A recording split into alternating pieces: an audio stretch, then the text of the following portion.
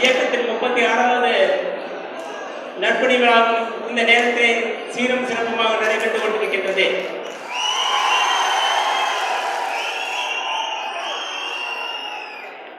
உங்களுக்கு ஒரு தகுதி, நீங்கள் சாலையை சீர் செய்ய வேண்டும், டிச்சியை சுத்தம் செய்ய வேண்டும், படிப்பில்லாதவர்களுக்கு படிப்பு சொல்லித்தர வேண்டும்.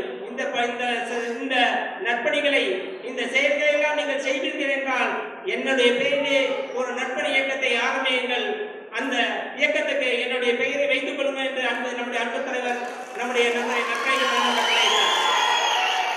அவருடைய வாக்கினை நாங்கள் வேத வாக்காக நினைத்துக் கொண்டு இன்று 36 வருடங்களாக எந்த ஜாதி மத அரசியலும் இல்லாமல் நற்பணி ஒன்றையே நாங்கள் இந்த விழாவை 2 மாதங்களுக்கு முன்பாகவே துவக்கிவிட்டோம். எப்படி என்றால் எங்களுடைய அறிவிக்குரிய இயக்க டாக்டர் திரு எஸ் ரகுபதி ஐயா அவர்கள் தலைமையிலே ஆங்காங்கே 60 இடங்களிலே இருதய பரிசோதனை, நுரையீரல் பரிசோதனை, பொது மருத்துவம் என்கின்ற ஒரு செயலை நாங்கள் ஆரம்பித்து அதற்கு பலனாக இன்று நவீன் என்கின்ற ஒரு 1.5 வயது குழந்தைகளுக்கும், கோகுல் என்கின்ற ஒரு 1.5 வயது குழந்தை மற்றும் வசந்த் என்கின்ற ஒரு 3 வயது குழந்தைக்கு நாங்கள் அன்புக்குரிய டாக்டர் ரகுபதி ஐயா அவர்கள் தலைமையிலேயே இலவசமாக இறுதி அறுவை சிகிச்சை நாங்கள் செய்து அந்த குழந்தை நலமாக இருந்து கொண்டிருக்கிறார். அக்டோபர் 2ஆம் தேதி அன்று நம்முடைய பாரத பிரதமர் அறிவுக்குரிய நரேந்திர மோடிஜி தூய்மை இந்தியா திட்டத்தின்படி நம்முடைய 9 அம்பாசிடர்கள் நியமித்தார். அதில் சவுத் இந்தியாவிலே, தென்னிந்தியாவிலே நம்முடைய பத்மஸ்ரீ நம்முடைய பெருமை நமக்கு கிடைத்திருக்கிறது. இதெல்லாம் தலைவர்கள் சொன்ன போல் நாம் செய்த நற்பணிகளுக்கு கிடைத்த அங்கீகாரம் தான் இதெல்லாம். ஏன்னா இது நேற்று இன்னைக்கு நாங்கள் செய்யல, 36 வருடங்களாக சாலையை சீர் செஞ்சிருக்கோம், டிச்சி நோண்டிருக்கோம், எல்லா வேலையும் நாங்கள் செஞ்சுட்டு இருக்கோம். அந்த பணிகளுக்கு கிடைத்த ஒரு அங்கீகாரமாக நாங்கள் நினைத்துக் கொண்டிருக்கோம். என்றென்றும் எங்கள் வாழ்விலே ஒரு ஒப்பற்ற தலைவராக திகழ்ந்து கொண்டிருக்கின்ற எங்களுடைய அன்பு தலைவர் நம்ம எல்லாம் நல்வழிப்படுத்திய நம்முடைய ஆசான் பத்மஸ்ரீ நம்மளுக்கு என்றென்றும் நம்முடைய நற்பணியின் சார்பாக செயலாற்றிக் கொண்டு இருப்போம் என்று கூறிக்கொண்டு இயக்க தலைவருக்கு நம்முடைய அனைவரும் சார்பாக பிறந்த மணி விழாவை தெரிந்து கொண்டு விடைபெறுகிறேன். நன்றி, வணக்கம்.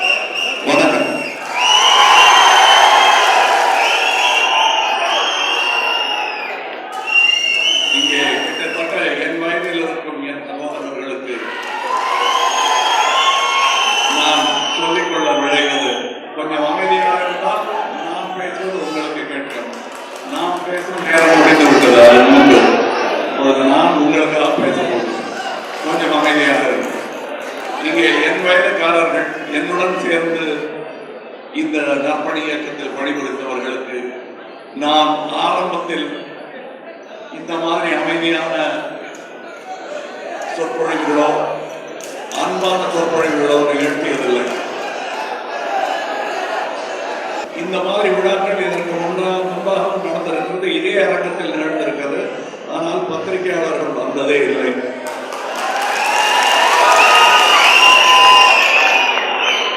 வருடங்களாக அமைதியாக இதே விழாக்கள் இதையும் விட விமர்சையாக இங்கே நடந்து கொண்டிருக்கிறது. சற்று நம் ஆட்களை குறைத்துக் கொண்டு விருந்தினர்களை வரவேற்று இந்த விழா நடந்திருக்கிறது. நற்பணிகளை மட்டுமே நாம் செய்து கொண்டிருந்தோம். இங்க என்னது, ஒரு அரசியல் கட்சி சமாதான மாதிரி தையல் மிஷின் கொடுக்குறாங்க, இந்த ரத்த தானம் பண்றாங்க, இந்த பத்திரங்கள் கொடுக்குறாங்க, இது எதை நோக்கி போகிறார் என்று 30 வருஷமாக இந்த சந்தேகப்பட்டுக் கொண்டிருக்கிறார். நம்மை பார்த்து ரத்த தானம் செய்வதும் கண்ணானம் செய்வதும் அரசியல்வாதிகள் கற்றுக்கொண்டார்கள்.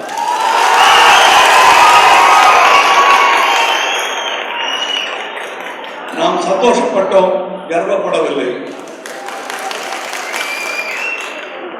நம்மை பார்த்து பல கலைஞர்களின் ரசிகர் மன்றங்கள் நற்பணி மன்றங்கள் ஆகின.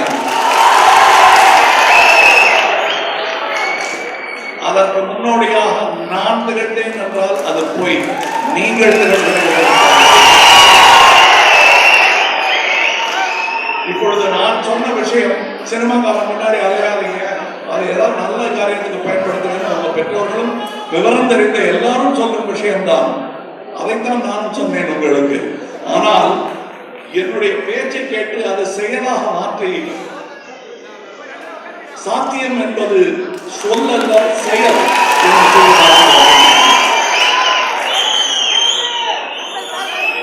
இது ஏதோ பேசி எழுதி வச்சுட்டு சொல்ற மாதிரி இல்லை. இந்த சாத்தியம் என்பது சொல்லல்ல செயல் என்பது நான் 30 வருடமாக உங்களிடம் சொல்லிக் கொண்டிருக்கிறேன். செஞ்சிடறாங்க செய்யாம இருந்துருவீங்களோங்கிறதுக்காக செஞ்சு காட்டுங்கிறதுக்கான விஷயங்கள், அதை செய்து காட்டிய வீரர்கள் நீங்கள். அதனால வேலை முடிஞ்சு போச்சு, நம்ம ரிட்டையர் ஆயிடலாம்னு நினைக்காதீங்க. இப்பதான் வேலை ஆரம்பிச்சிருக்கு.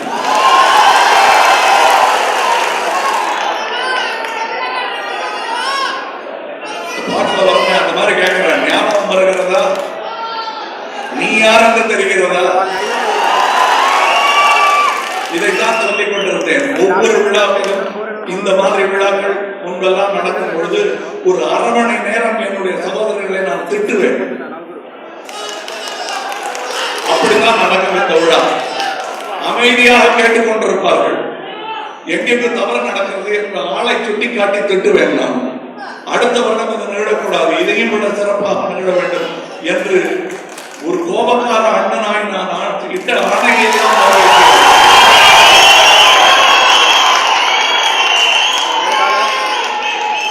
இன்று அந்த விருந்தாளிகளுக்கு முன்னாடி வழக்கம் போல வையாமல் உங்களை வாழ்த்துகிறேன். ஏன்னா விருந்தாளி வந்து அது வரை தலையில கொட்டிட்டு இருப்பாங்க, அம்மா நல்லா படிப்பான் அப்படின்னு சொல்லுவாங்க ஒரு வார்த்தை. அந்த ஒரு வார்த்தைக்காக வருட பூரா கொட்டு வாங்க வேண்டும். அந்த மாதிரி நீங்கள் செய்த சாதனைகள் எல்லாம் நமக்கு சாமானியமானதுதான் இன்னும் வேலை இருக்கிறது. ஆனால் ஒன்று சொல்லிக் கொள்கிறேன், உங்களை நான் ஒரு அரசியல்வாதியாக ஆசைப்படுகிறேன், ஒரு சின்ன எம்எல்ஏ பதவிக்கு ஆசைப்படுகிறேன், அதற்கெல்லாம் உதவி செய்யுங்கள் என்று சொல்லியிருந்தால் அதுவும் தெரியாமல் உதவி செய்திருப்பீர்கள். ஆனால் இன்று நான் அதை கேட்டால் ஏன் வேணுமான்னு நீங்க என்ன கேட்கிற அளவுக்கு அறிவு வந்து 10 வருடமாகவே என்னுடைய ரசிகர்கள் ரகசியமாக என் கையை பிடித்துக் கொண்டு, நம்மள பல பேர் சொல்லுவாங்க அரசியலுக்கு வரணும்னு, தயவு செய்து வந்துடாதீங்க என்று பல முறை என்னை கேட்டு, நமக்கு இப்ப இருக்கிற பெருமை அங்கெல்லாம் போனா வராதுங்க என்று எனக்கு புத்தி சொல்லும். தோழர்களாக தொண்டர்களாக தோளுக்கு மிஞ்சிய தோழர்களாக நீங்கள் வந்திருக்கீர்கள், அதில் எனக்கு சந்தோஷம். நற்பணி இயக்கமாக மட்டுமே இது இருக்க வேண்டும், எனக்கு பின்னும் இயங்க வேண்டும் என்பதை சொல்லிக்கொண்டே அதில் இன்னொரு வார்த்தையும் இந்த நாளில் சேர்த்துக் கொள்கிறேன், நமக்கு பின்னும் அதை இயங்க வேண்டும். எதுக்காக ஒவ்வொரு தையல் மிஷினா கொடுக்கிறேன்னா, அவங்க இங்க நற்பணி செய்தவர்களுக்கு சம்பள நாளே இதுதான். நான் ஒவ்வொரு முறையும் சொல்வேன், பல கோடி ரூபாய்கள் ஒரு நடிகனாக நான் சம்பாதித்த கோடி அளவு கிட்டத்தட்ட கொடுத்திருக்கேன். அது என்னால் முடியாது. நான் டாக்ஸும் கட்டி, வீடும் கட்டி, கொண்டாட்டி பிள்ளைகளையும் பார்த்துட்டு, நல்ல சட்டையும் போட்டுக்கிட்டு, மிச்சம் இருக்கிற காசு எவ்வளவு பார்த்தா ஜாஸ்தி இருக்காது.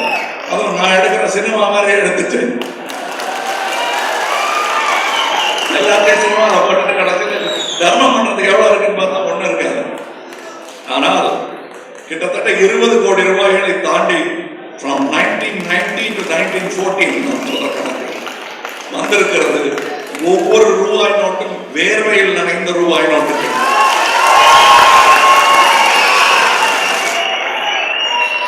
அது நான் கொடுத்த ரூபாய் ரொம்ப கம்மி பர்சன்டேஜ் தான். நீங்க கொடுத்த ரூபாய் தான் மேல் நோக்கி இருந்தது. நீங்க பாத்தீங்களா, அவங்களாம் அவசரத்துக்கு 7ஆம் தேதி அன்னைக்கு யாராவது இருக்காங்களா, ஊனமுற்றவர்கள் யாராவது இருந்தா நம்ம ஏரியாவில் சீக்கிரம் பாருன்னு கண்டுபிடித்ததில்லை. வருடம் பூரா பார்த்துட்டு இருந்து இவங்களுக்கு தேவையாக அடுத்த வருடம் கொடுத்துருவோம் என்று யோசித்து பட்டியல் போட்டு இவர்கள் எல்லாம் இவர்கள் காசிலிருந்து எடுத்துக் கொடுக்கும் பணங்கள்.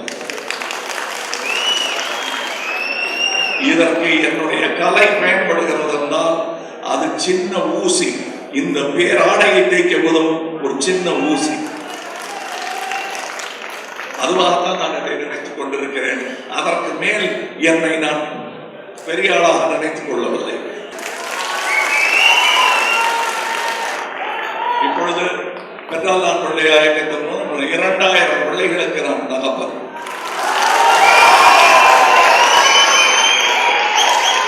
அந்த பிள்ளைகள் பிழைக்குமா என்று சந்தேகப்பட்டுக் கொண்டிருந்தோம் 5 வருடம் முன்பு. இன்று நான் வக்கீலுக்கு படிக்கப் போகிறேன், டாக்டருக்கு படிக்கப் போகிறேன். அவர்களுக்கு உதவும் பாக்கியம் எனக்கு கிடைத்ததை நான் பெருமையாக நினைக்கிறேன்.